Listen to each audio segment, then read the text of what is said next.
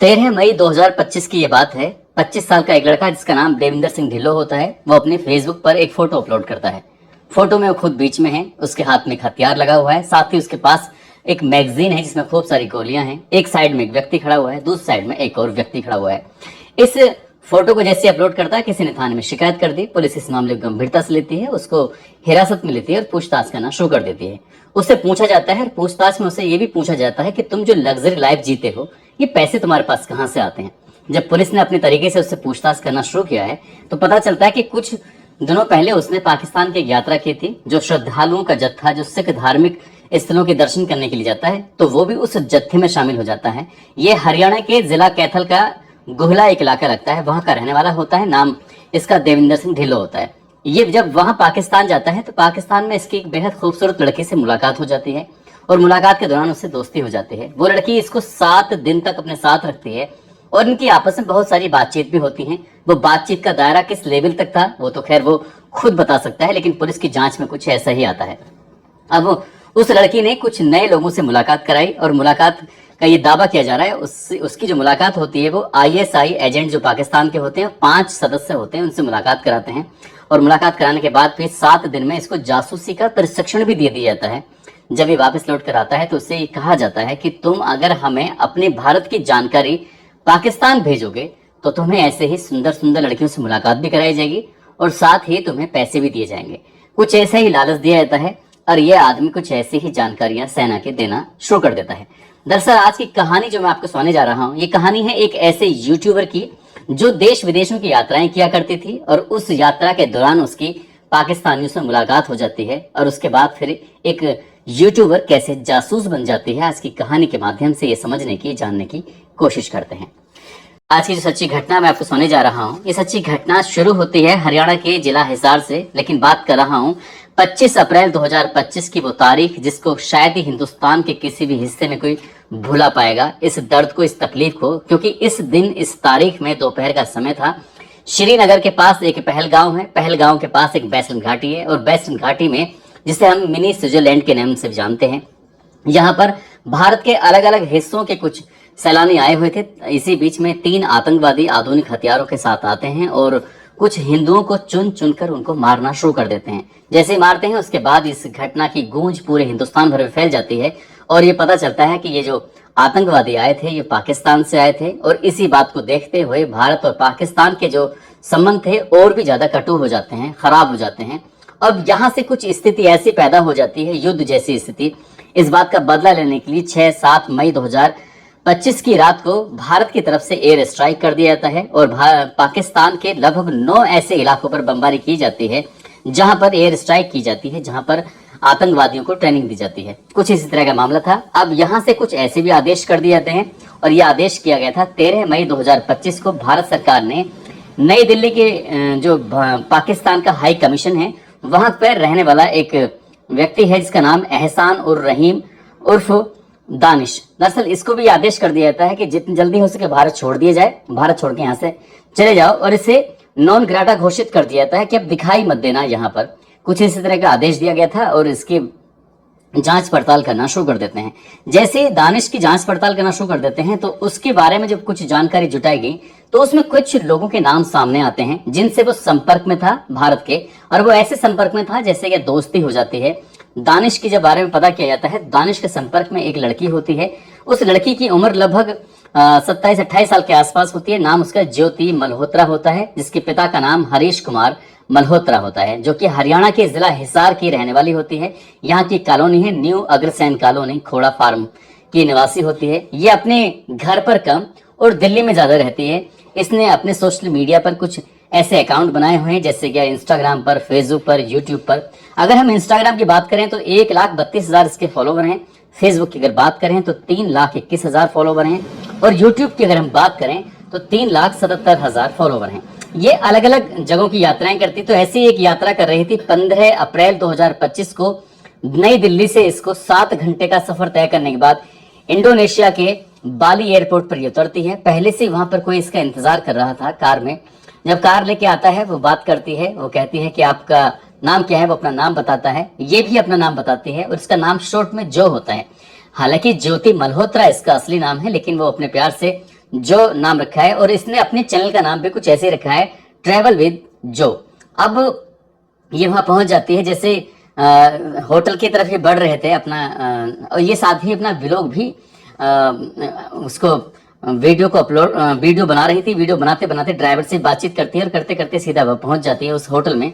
Hotel में अलग अलग जो भी लोग दिखाई दे रहे थे, चाहे वो लंदन के हो चाहे वो अमेरिका के हो, जो विदेशी टूरिस्ट थे उनसे बातचीत करती है। रिसेप्शन पर जाकर अपना पासपोर्ट जमा करती है, होटल की कमरे की चाबी लेती है, और कमरे की चाबी लेने के बाद आराम करने के बाद यहाँ से फिर अपना कुछ खाने का सामान लेती है। और खाने का सामान लेने के बाद वो एक ऐसी जगह पर पहुंचती है होटल में जहां पर स्विमिंग पूल बना हुआ था। स्विमिंग पूल के पास जाके वहां कुछ लोग नहा भी रहे हैं, साथ में कुछ लोग लेटे हुए भी हैं, कुछ ऐसी बॉल टाइप की थी जो कुर्सियां हैं उन पर आराम से बैठे भी बातचीत भी कर रहे हैं। इसी बीच में एक लड़के की तरफ हाथ बढ़ाते हुए कहती है, आपका नाम क्या है? वो नाम बताता है, पूछती है वो कहाँ के रहने वाले हो? वो कहता है कि वो पाकिस्तान के लाहौर का रहने वाला है। बस इतना था। उसने कहा कि भारत और पाकिस्तानी भाई भाई। बाद में पास में बैठ जाती है, बातचीत करना शुरू कर देती है। जो खाना लेके आई थी वो खाना भी इसके साथ खाना शुरू कर देती है। दरअसल कुछ ऐसे ही चल रहा था, और भारत की एजेंसियों की नजर इस वीडियो पर भी पड़ जाती है। और भारत की एजेंसियों की जो नजर थी वो उस 13 मई 2025 को जो आदेश किए गए थे पाकिस्तान की हाई कमीशन में रहने वाले दानिश के खिलाफ कि आपको जितनी जल्दी हो सके देश छोड़ के चले जाइए, अब उसकी जांच पड़ताल की जा रही थी। तब यूट्यूबर का नाम सामने आता है। दरअसल ये जो यूट्यूबर के बारे में पता किया गया, तो ये ज्योति मल्होत्रा 3 बार पाकिस्तान जा चुकी है, 2 बार श्रद्धालुओं के साथ और 1 बार करतारपुर साहिब के साथ दर्शन करने के लिए गई हुई थी। इसके अलावा यूट्यूब पर जो सब्सक्राइबर हैं 3,77,000 हैं। चीन, Nepal, Dubai, Bangkok, Bangladesh, Indonesia और पाकिस्तान, ऐसे देशों की ये यात्राएं कर चुकी है। 7 अगस्त 2019 को इसने अपना पहला वीडियो डाला था। ये मनाली का वीडियो था, स्नोफॉल मनाली के क्या हाल चाल है उसके बारे में बताया था। अगर हम जब इसका इस ट्रैवल विद जो को जब हमने सर्च करना शुरू किया है, तो उसमें लगभग 487 वीडियो के आसपास इसने अपलोड किया है। और जो सबसे टॉपेस्ट वीडियो है, सबसे पॉपुलर वीडियो है, वो पाकिस्तान की वीडियो है जो 12 मिलियन चली है और 18 अप्रैल 2025 को ये अपलोड की गई थी। इंडियन गर्ल इन पाकिस्तान के नाम से उसको डाला गया है। हमने फिर और सर्च करना शुरू किया, तो इसमें टॉप 10 वीडियो जो इसकी हैं, जो सबसे ज्यादा वीडियो 10 चली हैं, उन वीडियो को देखा तो पता चलता है कि इसमें से 6 वीडियो पाकिस्तान की ही हैं। और इसने पाकिस्तान की यात्राएं की। यात्रा करने के बाद पाकिस्तान को इसने ऐसा दिखाना शुरू किया जैसे क्या 900 चूहे खाए बिल्ली हज क्यों चली। बहुत ही अच्छा, बहुत बढ़िया वहां के रहन सहन, ये वो इस तरह का।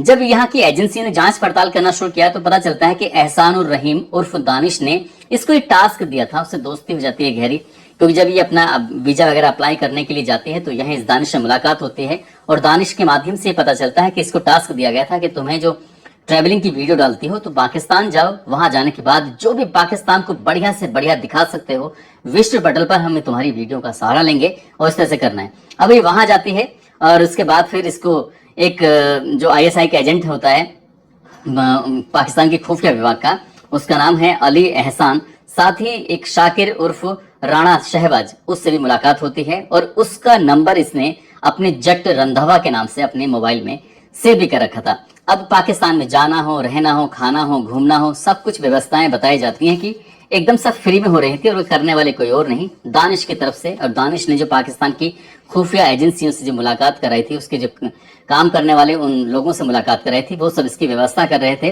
और इंडोनेशिया की जो इसने यात्रा की है उसमें ये दावा किया जा रहा है, वहां जो व्यक्ति जो स्विमिंग पूल के ठीक बराबर में एक बॉल पर लेटा हुआ है, उस लेटे हुए व्यक्ति से जब बातचीत करना शुरू करते हैं तो पता चलता है कि वो पाकिस्तान की खुफिया एजेंसी का ही जो एजेंट था, जिससे ये बातचीत भी कर रही थी। ऐसे ही इसके बारे में और जब जानकारी जुटाई जाती है तो व्हाट्सएप हो, स्नैपचैट हो, टेलीग्राफ हो, ये कुछ ऐसे एप्लीकेशंस हैं जिस पर बातचीत करते हैं तो कुछ जानकारियां आसानी से शेयर नहीं हो सकती दूसरी जगह।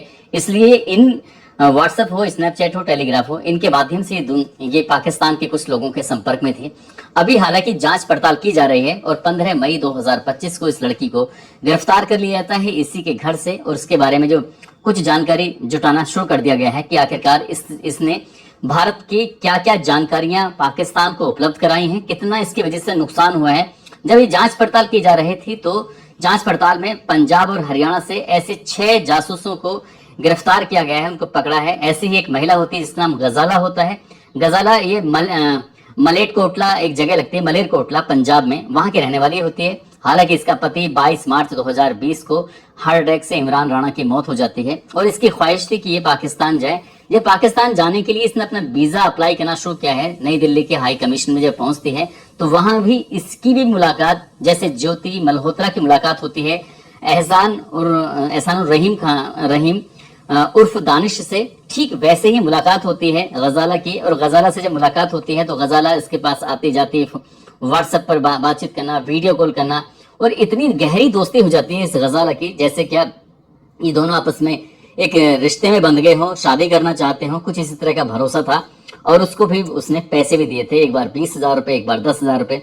और ये पता चलता है कि उन पैसों का इसने इस्तेमाल कुछ गलत कामों के लिए किया था, किसी को देने के लिए किया था। और ये भी बताया जाता है, ऐसा दावा किया जा रहा है गजाला के बारे में, जैसे कि पाकिस्तान से पैसे आएंगे और उन पैसों को आप यहाँ इंडिया में जो जिन लोगों से काम निकलवाना है उन पैसों को उन लोगों को देना है। हालांकि पुलिस और जो भी भारत की एजेंसियां हैं इनको गिरफ्तार करके इनकी जांच पड़ताल कर रही है। नूह से अरमान को पकड़ा है, यामीन मोहम्मद है, और पानीपत से नौमान इलाही को खुफिया विभाग की जानकारी देने के एवज में इनको भी पकड़ा है। इन्होंने बताया है कि इनके बारे में पता चला है कि इन्होंने जो सेना की खुफिया जानकारी थी उनको दिया है।